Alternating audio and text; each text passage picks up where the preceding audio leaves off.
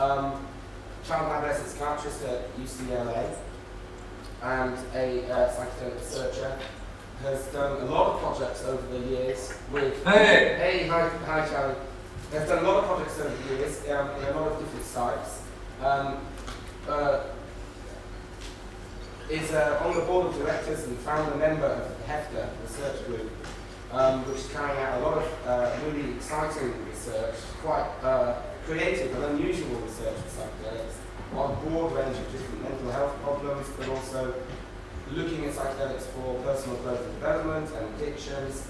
And the work that Charlie's done in particular in recent years is a study looking at psilocybin-assisted psychotherapy in end-stage cancer to relieve the anxiety associated with end-stage cancer. So it's a great pleasure to hand you over to Charles Grob.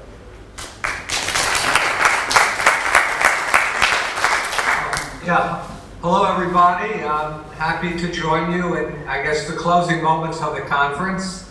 I wish I could have been there, but I was in London a few weeks ago at the Imperial College conference and couldn't make 2 trips in such close proximity. But I'm happy to talk today about a little bit about what I've done. I've been, over the last 20 plus years, I've been involved in several different projects. I was involved in the first phase 1 MDMA study in the early 90s, and then along with Dennis McKenna and Jace Calloway, involved in a study in Manaus in Brazil looking at ayahuasca. And then going back about 8 years later with Marlinda Rios to do a study at the request of the Brazilian judiciary looking at the effects of ayahuasca on the adolescent children of UDV church members whose kids were joining them in their ceremonies. And then finally, the most recent study I've done with the support of Hefter Research Institute has been a study looking at the use of a psilocybin treatment model with people who had advanced cancer and serious reactive anxiety to the cancer. And we completed that study several years ago, and our results were published in the Archives of General Psychiatry in January 2011. Essentially, basically the background for that study was really the tremendous work done starting in the late 50s and through the 60s into the early 70s by such people, starting off with Eric Cast and Walter Pankey. Bill Richards was very much involved in this area. And finally, Stanislav Grof really was the most experienced researcher working with terminal cancer patients with a psychedelic treatment model. In the early 70s, I think it was in, it was either late 72 or early 73, I had the opportunity to go hear Grof give a talk in New York City on his work with cancer patients, and I was very moved and really quite blown away by the brilliance of his talk and the implications. And it was right then and there that I decided one day, if things work out well, I'd love to be able to do this kind of work myself, and eventually I was. Eventually I did have that opportunity. So basically, again, we essentially lifted an old treatment model from the earlier generation of researchers back in the 60s. That research was shut down not because of any lack of promise to efficacy, but rather because of the political and cultural turmoil of those times. So we're basically rebooting it and applying contemporary, state-of-the-art research methodologies to the work we did. I should also say that following the initiation of following our getting approvals from the regulatory agencies and starting our study, 2 other studies have also started in the U.S. at NYU and at Johns Hopkins, and those are ongoing. But from what I hear, they're already starting to yield very promising results. So with our study, we recruited 12 people, all with diagnoses of advanced cancer, and all with one form or another of a reactive anxiety. These were not individuals who were anxious prone or had anxiety disorders or severe psychiatric illness for that matter during their pre-cancer parts of their lives, but rather reactive to the diagnosis of an advanced cancer. They were overwhelmed by existential angst and almost a profound sense of disorientation and loss of meaning in their lives. And recruitment was not easy. Recruitment was more challenging than we anticipated. We did not get the referrals from within mainstream oncology that Stan Grof was able to get at at Maryland when he was there in the late 60s and early 70s. But eventually we got all the subjects we were approved to treat and treated them with good results, as I'll describe. But essentially what we did was we screened all prospective subjects. Those who met the criteria were then provided with a series of meetings with myself and my research coordinator to establish rapport, for them to understand the purpose of the treatment, to understand a little bit about what the terrain would be like that they're going to navigate, and also give us an opportunity to more fully understand and grasp the extent to which their cancer had impacted their lives and what they were struggling with, primarily on a psychological or a psycho-spiritual level. So we used a psilocybin treatment model. We were approved by FDA to use a dose of synthetic psilocybin of 0.2 milligram per kilogram body weight. And our subjects came in on 2 separate occasions, spaced about a month apart. On one occasion, they received the active drug, psilocybin, and on the other occasion, they received a placebo. We decided to use an active placebo that had some physiological reaction to it, so we chose a niacin, which is what some of the researchers in the 60s had chosen. I'm not sure we would choose that again as our placebo choice, but that's what we decided to do. So people came in twice, spaced a month apart for 2 sessions. On one occasion, they received the active drug. On another occasion, it was placebo. It was double-blind and it was randomized, so neither the subject nor myself nor my research coordinator knew what was in the capsule. But we had the identical model for each of the experiences, and they got one of each. Following their treatments, they were provided with ongoing involvement for 6 months with us, with our working with them on integrating the experience and basically remaining in contact with them during the next half year, if in fact they survived that long. I should also say that at this point in time, all of our subjects, I believe, have passed away, which is not surprising given the diagnostic criteria to enter the study was that they hadn't had advanced stage cancer. Some lived a bit longer than we had anticipated, but there's certainly no clear trend with that. So we had subjects join us. We did all our treatment on Saturday, so they would come in on Friday afternoon. They'd be worked up by the medical team and the research unit.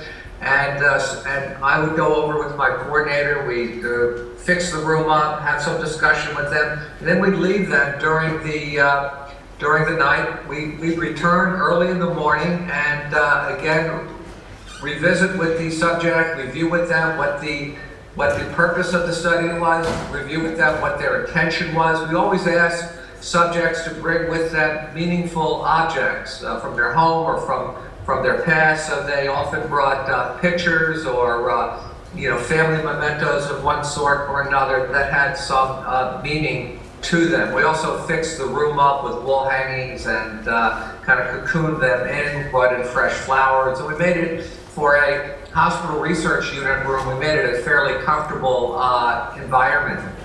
So people were provided the treatment. We urged them to lie down, put on headphones connected to a CD player with pre-selected music, put on eye shades, And my direction to them was to go as deeply as possible into the experience. We checked in every hour and would see how they were doing. We were there throughout the entire 6-hour experience, so they, at any point, they could take the shades off, the headphones off, sit up and talk with us. But we urged them to not spend too much time talking, but to go as deeply as possible into the experience. We felt that the healing aspect of this treatment would come on a deep, intuitive, instinctive level, and too much talk might be a distraction. Also, given that the FDA did limit our dose to a moderate dose level, we felt all the more important for them to just focus on going deeply. At around the 5-hour point, we started to have them fill out some questionnaires. At the 6-hour point, significant family or friend were allowed to join us in the room, and then we wrapped up the session. They were driven home. Everyone had to agree ahead of time to have a driver, or they'd have to spend an extra night in a hospital and drive the next day. That was for safety reasons. Our results were quite good. We found physiologically only modest effects on cardiovascular function, only modest elevations in blood pressure or heart rate, nothing to be concerned about. We also had everyone wearing a Holter cardiac monitor for 24 hours so we could track their heart rhythms. One of our collaborators was the chief of cardiology at our hospital, which is Harbor-UCLA Medical Center in Los Angeles. And he analyzed all the Holter monitor data and found no difference between placebo sessions and psilocybin sessions. So we felt physiologically, medically, our people tolerated the drug quite well. Psychologically, people generally start off with high anxiety levels, low mood, challenging quality of life, and we found over time quite impressive improvements in anxiety and in mood. Not all of these manifested right away, but we found over time a trend that even reached significant proportions at the several month point for both lowered anxiety and improved mood. So that was a somewhat surprising finding, or the fact that we found statistically significance, because we only had a cohort, we were only approved to treat 12 people, but the data was very clear that even with a relatively small N, we got very impressive results. So clearly, we established feasibility, which was very important. We established that we could get approval, we could get permission to conduct these studies. This kind of study, when Grob's final studies were shut down by the early 70s. No treatment studies occurred for about 3 decades. The first psilocybin treatment study, I should say, was in the new generation, was in Arizona in '06, treating refractory obsessive compulsive disorder. I believe ours was the second, treating advanced cancer anxiety. So that was a long time that there was no treatment allowed whatsoever. So first and foremost, we established feasibility. We could get all the regulatory approvals, we could get the necessary funding through the help of Hefter, and we could actually conduct the study from beginning to end. Second thing we established was safety. I think we established very good safety parameters when properly screening and preparing subjects, and having a treatment team that monitored very carefully the process, established good rapport, monitored carefully, and helped with integration afterwards. Nobody had a bad trip. Nobody had an anxiety reaction or a paranoid response. The only complaint our subjects made, and virtually all of them had the same complaint, was they all questioned the need for the placebo session. And of course, we had to explain that according to contemporary research standards, we do need that placebo in there. They all recommended that in the future, if we should ever run the study again, we should perhaps consider getting utilizing a second active treatment study. So something to consider. In any event, our subjects reported very, very positive outcome, very strong experience during the actual session. We had a moderate dose. We didn't expect to have the full-on psycho-spiritual epiphany that the old groups reported, including the Grob and Bill Richards and Walt Pankey groups back in the 60s, but we did actually find some of our subjects did have spiritual level, mystical level type experiences. We also found that our subjects they also addressed other issues in their lives, sometimes a little surprising. I'll give you a story with one subject who was entirely naive to psychedelics, had no psychedelic experience whatsoever. She came in for her second session. I was fairly certain that in her first session she received the placebo, but of course I didn't know for sure. The second session rolls around, and usually people are having some kind of experience by the first hour check-in. We checked in every hour to do a blood pressure and to ask them how they were doing, and then have them put the shades and headphones back on and go back deep into the experience. But for this lady, we checked at 1 hour point, 2 hour point, and 3 hour point. Nothing was happening. I was getting concerned. I was even wondering if the research pharmacist had made a mistake and given us a second placebo. But in any event, we got to the 4 hour point, and I asked her how she was doing. She said, still nothing is going on. So I said, well, something will. Put the eye shades and the headphones back on. Then I told one of my co-investigators, who was one of my residents, I said, Creep, I think I had him in charge of the CD player. I said, I think the music you are playing is a little too mellow. It's a little too calm and relaxed. I think we need music with a little more oomph to it. So he said, well, I have nothing up here in the treatment room, but down in my car I have a CD by a group called Dead Can Dance.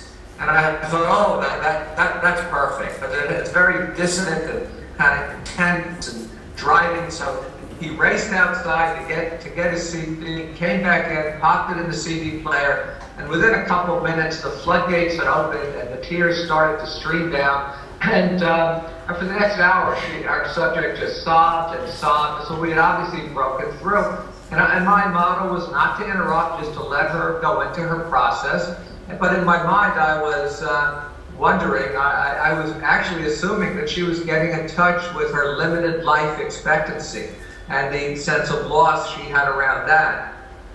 So I was very surprised when at the next hour point, and I checked it and asked her what was going on. What she told me was that she had thoughts and actually a vision of her father, who had died many years previous, with whom she was very close with, but it was not a family that talked about feelings. And what she was crying for was that neither she nor her father, when he was alive, had ever told one another that they loved each other. And she cried for the lost opportunity of what she would have wanted to have expressed to her father. And did a lot of healing work of old wounds from growing up, from within the family. So it was a telling lesson for me that people will get into very, very moving, significant, emotional states, but they don't all have to do with their condition of having advanced cancer. They work wherever this treatment directs them to do their work. So I should also say this particular subject, who had for years been treated, not for years, for a couple of years had been on an SSRI antidepressant to deal with her reactive anxiety, went off the SSRI to be in the study, planned to go back on the SSRI afterwards, but found that she had such a residual positive mood and amelioration of her anxiety that she, as long as we were able to stay in touch and follow her, she never went back on her SSRI. So that was that was quite interesting as well. So trying to think, how much more time do we have then?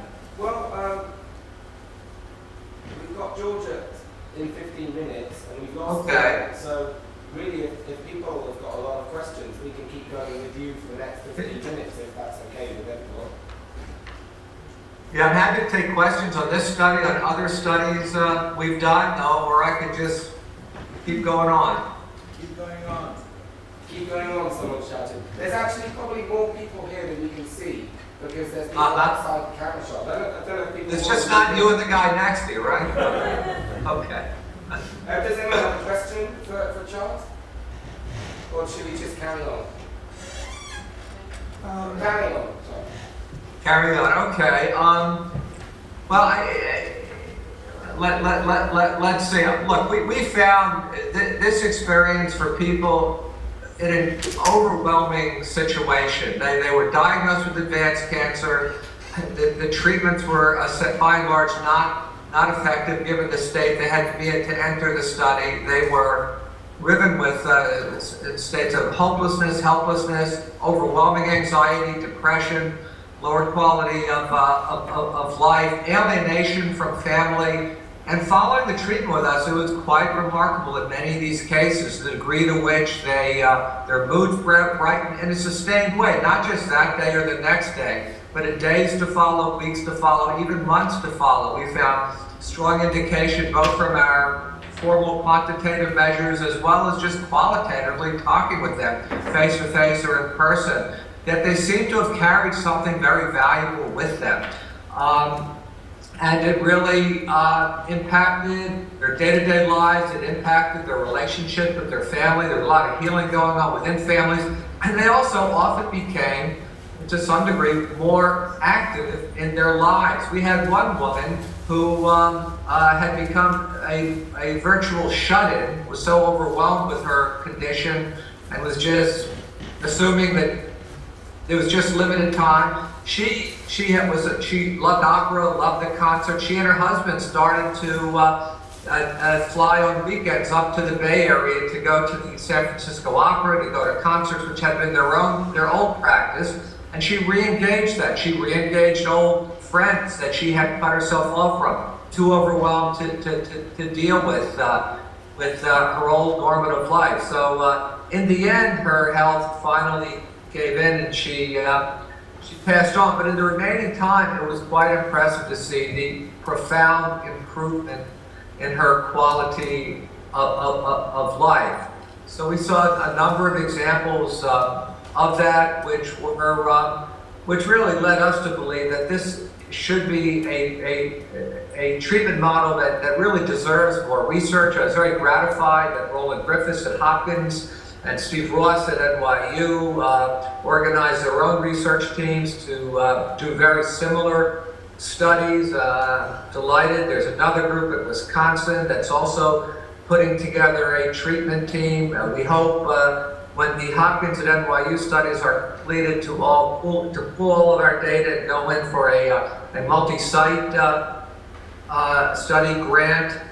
I should also say that for the most part, all of the contemporary psychedelic research studies are privately funded, whereas we're very gratified to get regulatory approval, and now that's an enormous critical hurdle to get over. And in fact, I found the regulatory approval to be a lot more helpful than I thought it would be, just fine-tuning our protocol. And we did get the approvals in the end, but we have consistently struck out when it's come to getting government funding to conduct the studies, and that's why we're almost entirely dependent on the goodwill of private donors. For the cancer, psychedelic treatment of cancer studies, it's through the Hefter Research Institute. MAPS is also involved in other areas, particularly MDMA, PTSD treatment, but all of their money as well is privately funded. So we're very appreciative to donors, large and small, who felt sufficiently moved and motivated to provide donations, and we're always in the search for more. So let's see, maybe Ben? Well, I've got a question. Okay, let's go. Let's back there. Yeah, I'm wanting to know if there's any particular type of defense mechanisms that he sees changing as a result of this treatment. Can you hear? No, no, Ben, you're gonna have to repeat it. I can't really hear. What are the particular defense mechanisms that you see as changing as a result of this treatment? The defense mechanisms. What's the first part of the question? What are the particular defense mechanisms in place that you see this treatment acting upon and changing? For example, Well, yeah. I mean, individuals become, across the board, they start to employ healthier defense mechanisms. Whereas previously they were virtually immobilized with their anxiety, were exceedingly guarded about interacting with anyone, anxiety off the charts on occasion. They were able to return very often to their old functional status, including utilizing more humor towards themselves, towards others in their day-to-day functioning. I think there was perhaps they were a lot less defensive, utilizing a lot less projective identification when just in day-to-day lives. There was a global improvement in their psychological health, which was very impressive. I should also mention that something that really struck me with the old generation research record back in Bill Richards' first go-round with Walter Pankey and Stan Grob, when they were using very high dosages, higher than what we were approved for, they found a relationship between individuals who during their session experienced a mystical level experience, a psycho-spiritual epiphany, that people who had that kind of experience predictably had better outcomes down the line in regards to improved mood, lower anxiety, improved quality of life. So that's also consistent with some of the old findings of the alcoholism researchers back in the 50s and 60s, including the great Humphrey Osmond from Canada, who found that when he treated a large cohort of alcoholics at a hospital in Saskatchewan for chronic alcoholics, he found that whereas all of the subjects may have had powerful aesthetic experience or strong autobiographic experience, it was that those individuals who had a mystical level experience, a spiritual religious level experience, those were the ones who again were predictably having the best outcomes in regards to maintaining sobriety over time. So this is entirely novel within mainstream medicine, that a spiritual component to the treatment may be facilitated and may have a role in achieving positive therapeutic outcomes. So I always find it very important to be attentive to the lessons of the past and to listen very carefully to what the old researchers did, what they observed, and what they learned. In fact, before I ever started my research, I went around the country and did a series of interviews with many of the old pioneers from the 50s and 60s who did research in this area. And it eventually came out in a book I did with Roger Walsh called Higher Wisdom, Eminent Elders Explore the Continuing Impact of Psychedelics.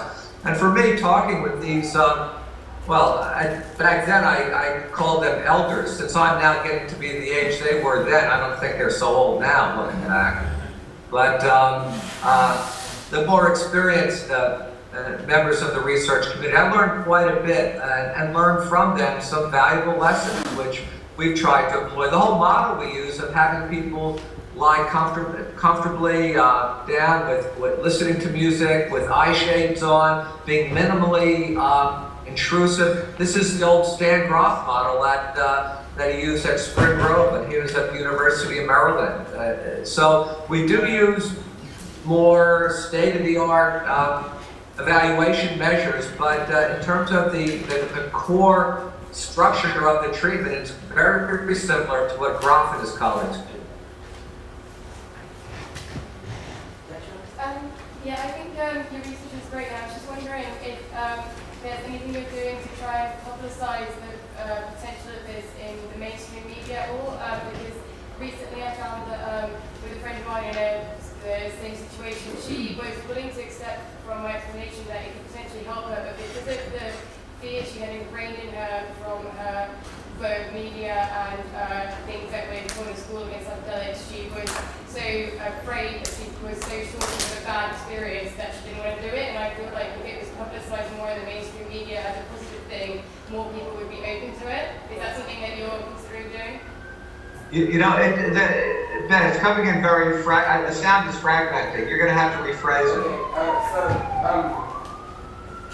Okay, Petra's question was, what are you doing, or could you do more to publicise your work in the general media, media for the general public? And she described the experience of a friend of hers who was tempted to think about a psychedelic experience in the same circumstances, but was scared off because of the scare stories she sees in the media, having not seen enough of the positive examples that you've shown from your study.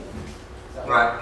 Well, yeah, good. That's a good question, because we're dealing with it all the time. You know, I personally have not gone out to seek the media, but when the media comes to me, I'm willing to talk with them. And at least in the United States, I would say, by and large, the media covering the psilocybin cancer anxiety research studies has been very, very positive. We've had positive articles in the New York Times, the New York Times Sunday Magazine, many large publications from around the country, and virtually all of them have had a positive perspective on what we're doing.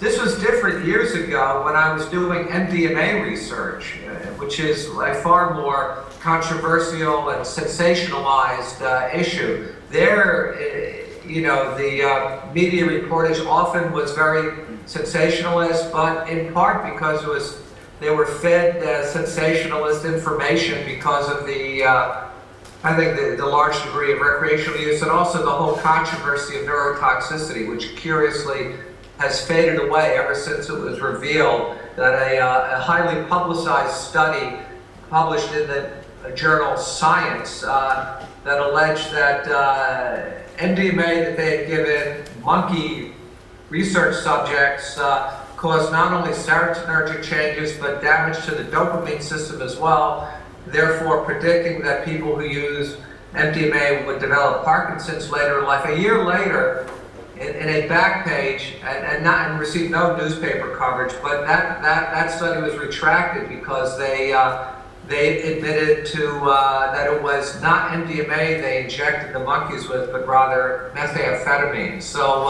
ever since then, there had I think the strength has gone, or the wind has gone out of the sails for the lurid exposés and the sensationalist coverage of at least the MDMA issue. With psilocybin, the press has generally been favorable. Now that raises an issue. Why did we choose psilocybin? Why not LSD? Stan Grof and Eric Cass, Walt Pankey, they all used LSD back in the 50s and 60s. Well, the reasons were multifold. One is psilocybin is somewhat shorter in its duration of action, 4 to 6 hours compared to 8 to 12. We thought that was an advantage.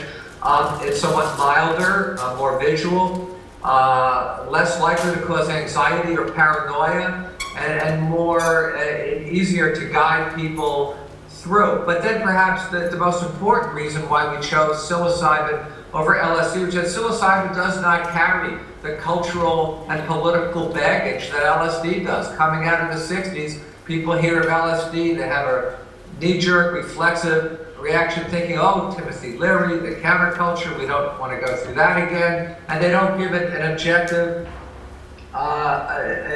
assessment. Whereas when you say you're going to work with psilocybin, more people don't know what psilocybin is and do know what psilocybin is. So it kind of goes in we get in kind of under the radar. We don't stir up any unnecessary sensationalist controversy, and our study is evaluated on the merits of what we did and what we found, not on the basis of old prejudices from many decades ago. What kind of care did he give his team who were working with people with very, very emotionally charged material? Okay, so the question, Charlie, was what kind of care did you give to the team that were working with these patients? How did you support and supervise the team that were having to deal with these patients in these very highly emotional situations? Right. Well, we had a very small team. Basically, the team consisted of me and a research coordinator. Initially, Mary C. Haggerty was our research. She was a nurse, and she was our research coordinator for the first 4 subjects. Then she moved, and I met Alicia Danforth, and she became the research coordinator. So it was really just the 2 of us. For a few sessions, one of our residents, Preet Chopra, joined us because he was interested in the topic, and he wanted to have some experience in research. But by and large, it was just myself and the research coordinator, and we stayed in close contact over these subjects, and if whatever issues came up, we were just very sure to have very clear communication within ourselves, and if there was any issues we were going into related to the study, we put words to it and would converse about it. And I think essentially it was just, look, it's critical when you have a research team doing this work that the research team be comfortable working with one another, have good rapport, and identify that they're there to help the subject. That the subject is far and away the priority of every second that you're involved in that treatment study. As long as that's clear and you maintain good communication, I found that our team, although it was an exhausting pace, we did all of our treatments on weekends. I also, because I have a job during the week that I could not absent myself for a full day. These were long weeks, these were long days, but I felt we were doing something very, very important. And personally, as I said, this was my dream. Going back to when I was in my early 20s, this was what I wanted to do, and finally being able to do it was kind of helped give me the energy and the determination to push through all the barriers. Also, we had great support from our colleagues in the field, and I'd say particularly our colleagues on the board of the Hefter Institute. People like George Greer, who you'll speak with, Dave Nichols, Mark Geyer, others. They were invaluable in helping us get this started and helping us maintain the momentum over time. And then once Roland Griffiths and Steve Ross got involved with their research teams at Hopkins and NYU respectively, then it was great to feel we were not alone in this area and to have colleagues elsewhere in the country conducting very similar work. I should also mention, because Rick asked me to mention this, that through MAPS, there was a study in Switzerland utilizing LSD as a treatment for individuals with advanced cancer, and I believe that study will be published in the near future. So Rick, unlike Hefter, MAPS still has some interest in pursuing research potential for LSD. My personal concern was that gets you too much hung up in the old battles and the old debates, which we do just as well skirting that, moving beyond and just moving into the future with research compounds and treatment compounds that are not going to be hung up with debates many decades old that will likely not get us anyplace. Okay, Charlie, I think we're going to take one more question, then we're going to have to call it a day. So we've got George Greer waiting for us in a minute or two. So, what were the criteria for choosing the subjects for the study? did you get that? No. What were the inclusion criteria for the subjects in the study? The inclusion criteria is that they must have an advanced metastatic cancer. We excluded all brain cancers, primary or secondary. They must have high levels of anxiety that were attributable to the diagnosis of cancer and not necessarily to a chronic anxiety disorder predating the cancer. They could not have a history of serious mental illness, and they could not be active users of drugs. They were allowed to have a history of psychedelics. We found about half had a history of psychedelic use, although with most of them it dated back to the 60s or early 70s, and the other half were entirely naive to the psychedelic experience. I don't believe, though, that whether or not they had experience had any impact on treatment outcome. Okay. Right, well look, Charlie, we're going to have to leave it there. Thank you so much. Sure, my pleasure. Everybody here. Charlie,